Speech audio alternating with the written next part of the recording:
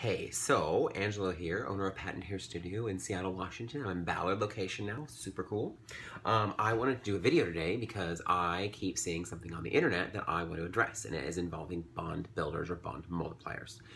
Just about every brand makes one, and I can't speak to every single one specifically, but I do know that a lot of them work very, very similar. They have different active ingredients, but they all do essentially the same function. So, the video is going to be about bond builders and talking about semi-permanent hair color, meaning those crazy colors. So I'm going to get my little thing here, and we're going to be talking about permanent hair color, demi-permanent hair color, semi-permanent hair color, and bond builders or bond multipliers. And I'm going to explain to you where all these sit in the hair and hopefully give you a little aha moment about how to make your semi-permanent color stay better. So first things first, here we go. So this is a little bit of a diagram. This is a hair strand, okay? And then the outside layer right here, this little triangle stuff, is what's called the cuticular layer, okay? Remember, this is the fish scale, like rose petal blooming thing that opens and shuts the cuticle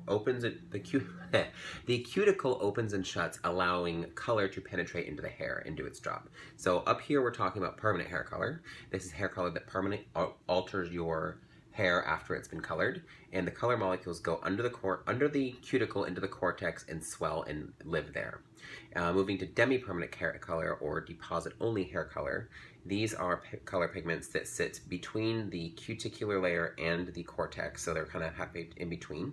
And then semi-permanent hair color, this is something that you use straight out of a tube, or the canister comes in. It requires no oxidant, no alkalizer, no developer. This is going to be typically your crazy bright colors, and it lives entirely into the cuticle layer and does not penetrate the cortex. Finally, bond builders, they work, deep down, almost at this DNA level. And what they do is those broken bonds there, those things that aren't attached, what it does is it temporarily links them back together and makes the hair strong again. So the thing that I keep seeing on the internet, on Facebook groups for hair and things like that, is people being really frustrated with the result of their semi-permanent color, even though they're using a bond builder, okay? So remember, bond builders keep the integrity of the hair strong and keep it from breaking, so it's strong and has a lot of elasticity and all that stuff.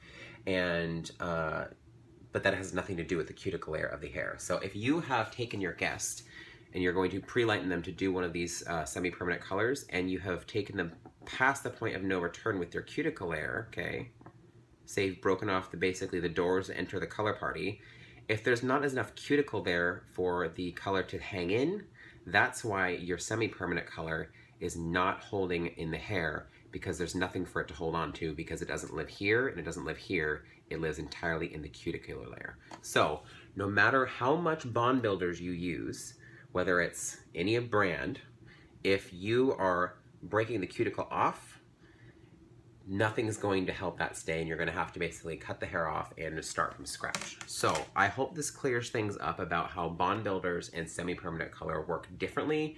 They can work together, but just remember that semi-permanent color lives in the cuticle layer, and if you've broken the cuticle layer off, that's why you're having the fadage problem. So I'm a big stickler on when you're lifting hair color and you're going for a color like mine, to put blue or pink or whatever, the trick is go low with your developer and act for a really long time for slow timing. So it'd be better to use a lightener on the hair with 10 volume for an hour versus 30 volume for 15 minutes. So I hope this makes things easier, and I hope I set you up all for success. So anyways, again, Angelo Traciano,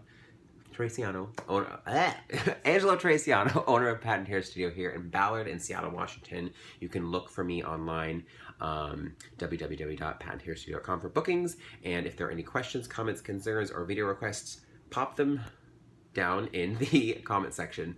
See ya.